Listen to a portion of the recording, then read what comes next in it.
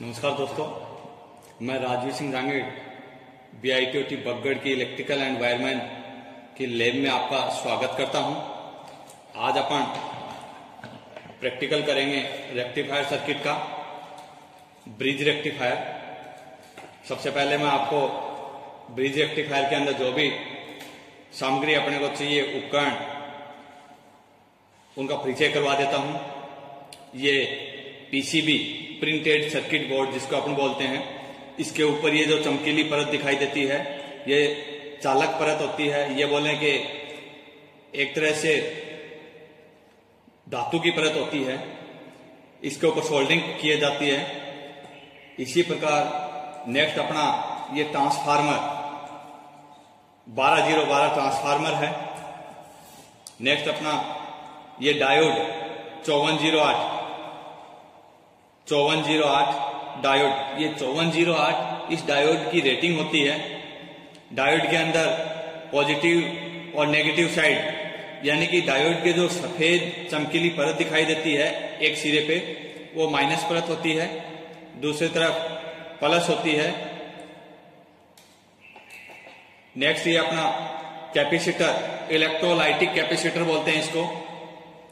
इसमें दो टर्मिनल दिखाए हुए हैं। इसके एक टर्मिनल बड़ा और एक टर्मिनल छोटा होता है। बड़ा जो टर्मिनल होता है वो पॉजिटिव होता है, छोटे वाला टर्मिनल नेगेटिव होता है। माना कि इसको यहां से बराबर काट दिया जाए तो कैसे पहचान करेंगे? तो दूसरी पहचान, इसके ऊपर जो प्रिंट होती है, जो ब्लैक पट्टी दिखाई देती है, ये माइनस की होती है। तीसरी विधि, इसको मल्टीमीटर से अपन टेस्ट कर सकते हैं।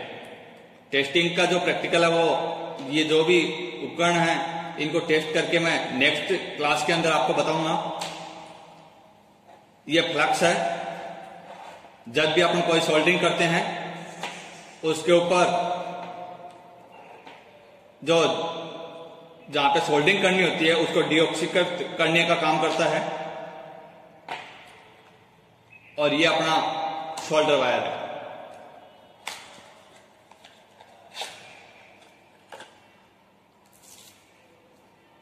तो ये अपने रेक्टिफायर सर्किट के अंदर काम में लेने वाली सामग्री और उपकरण और टूल्स का परिचय करवाया है। ये अपने कुछ टूल्स हैं और ये क्लैंप मीटर है।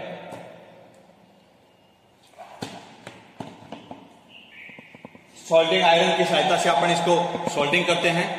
अभी मैं आपको ये सर्किट तैयार करके बताता हूं।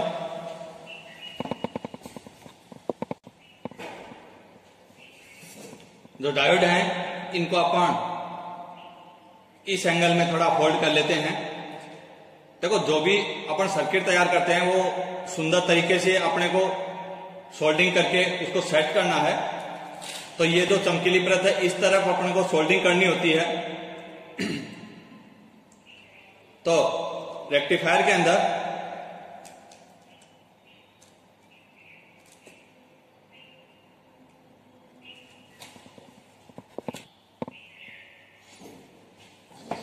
इसको अपन डायोड को अपन इस प्रकार से सेट करते हैं। ये देखो, दो डायोड के माइनस सिरे को एक तरफ करते हैं और दो डायोड के प्लस सिरे को एक तरफ करते हैं। इस प्रकार से अपन एक आरेख बनाते हैं। अब इसको अपन सोल्डरिंग करते हैं इस दूसरी साइड में। इस साइड में अपन यहां पे सोल्डर के माध्यम से सोल्डरिंग करते हैं।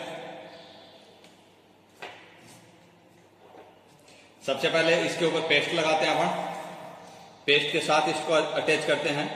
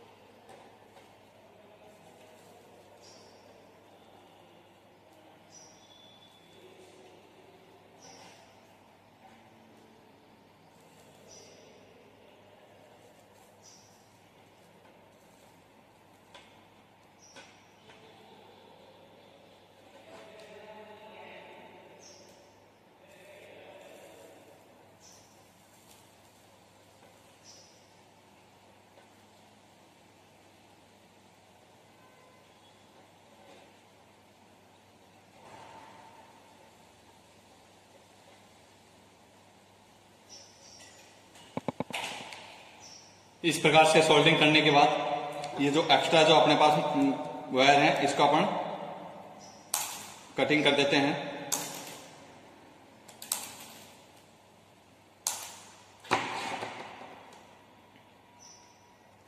ये अपना ब्रिज रेक्टिफायर का सर्किट हुआ। अब अपने को ट्रांसफार्मर संयोजित करना है, तो ट्रांसफार्मर के लिए अपन क्या करेंगे, ट्रांसफार्मर के जो आउटपुट साइड है उसको अपन क्या करेंगे, कनेक्ट करते हैं।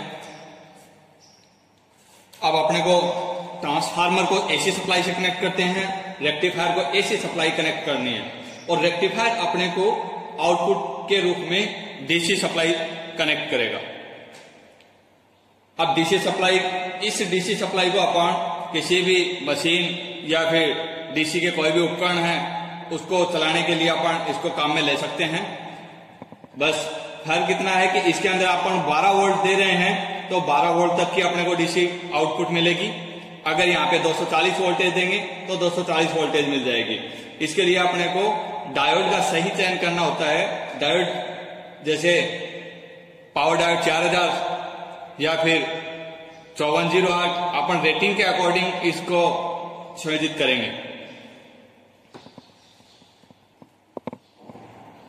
ये अपने ट्रांसफार्मर की आउटपुट साइड और रेक्टिफायर की इनपुट साइड है। अपन ट्रांसफार्मर को अगर बोले तो ट्रांसफार्मर की तो इनपुट साइड ये हो गई, आउटपुट ये हो गई अपने पास। अब ये आउटपुट है, ये रेक्टिफायर सर्किट जो अपन बना रहे हैं, ये अपने कनेक्शन है। ये देखो पीसीबी के ऊपर अपन ने प्रॉपर तरीके से जो डायोड हैं उनको प्रॉपर सीक्वेंस में अपन संयोजित करते हैं। इसके अंदर देखो सबसे पहले अपन ने क्या किया कि डायोड है उसका जो नेगेटिव पॉइंट है, दोनों डायोड के नेगेटिव पॉइंट ये देखो, और ये है पॉजिटिव पॉइंट, इन दोनों को ट्रांसफार्मर की जो आउटपुट साइड है उसके साथ कनेक्ट कर देते हैं। अब अपने को जो डीसी सप्लाई आउटपुट मिलेगी वो इस पॉइंट से और इस पॉइंट से मिलेगी अपने को। अब अपन इसको सप्लाई से कनेक्ट करते हैं। कनेक्ट करने के बाद अपन ट्रांसफार्मर अपने को कितने वोल्ट दे रहा है और रेक्टिफायर अपने को डीसी में कन्वर्ट करके कितनी दे रहा है वो अपन चेक करेंगे। अब अपन ये अपना टेस्ट बोर्ड है,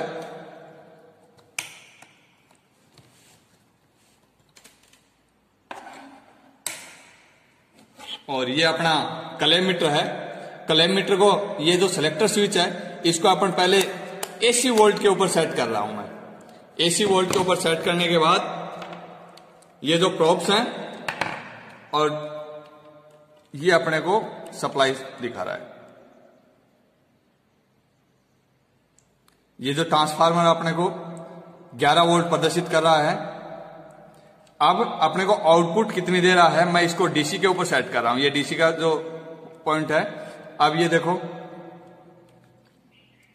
डीसी के 9 वोल्ट दिखा रहा है और वो भी माइनस में। माइनस में दिखाने का मतलब ये है कि मैंने जो ये प्रोब्स लगाई हैं ये वो प्रोब्स सही तरीके से नहीं लगाई, मतलब पॉजिटिव और नेगेटिव चेंज है। अब मैं इसको चेंज करके लगा रहा हूं। ये देखो अब ये पॉजिटिव 8 वोल्ट दिखा रहा है, यानी कि अपन को ट्रांसफार्मर ने 11 वोल्ट दिए और रेक्टिफायर ने क्या किया, डीसी में 8 वोल्ट अपने को दिए। अब 3-4 वोल्ट जो भी अपने हैं वो ड्रॉप हुए हैं, वो कहां गए। देखो जब भी अपन कोई रेक्टिफायर सर्किट बनाते हैं उसके अंदर कुछ त्रुटि के कारण जो लॉस हो जाता है जिसको अपन बोलते हैं रिफिल बोलते हैं। रिफिल, वो रिफिल क्या होती हैं, जो अपने को इनपुट वोल्टेज देते हैं और आउटपुट जो मिलता है उसके बीच में जो वोल्टेज ड्रॉप हो जाते हैं वो रिफिल के कारण ड्रॉप होते हैं, उसको उसी को रिफिल बोलते हैं। और इन ड्रॉप वोल्टेज को सही करने के लिए अपन कैपेसिटर संयोजित करते हैं जिसको अपन फिल्टर सर्किट बोलते हैं। मतलब कैपेसिटर लगाते ही उसको अपन उस सर्किट को अपन फिल्टर सर्किट बोलेंगे। क्यों? क्योंकि कैपेसिटर क्या करता है, जो अपने को जो आउटपुट डीसी मिलती है उसको शुद्धिकरण करके अपने को देता है, मतलब फिल्टर करके देता है। यानी अभी जो अपने को 8 वोल्ट दिखा रहा है उसको अपन वो फिल्टर सर्किट क्या करेगा, बढ़ा करके देगा।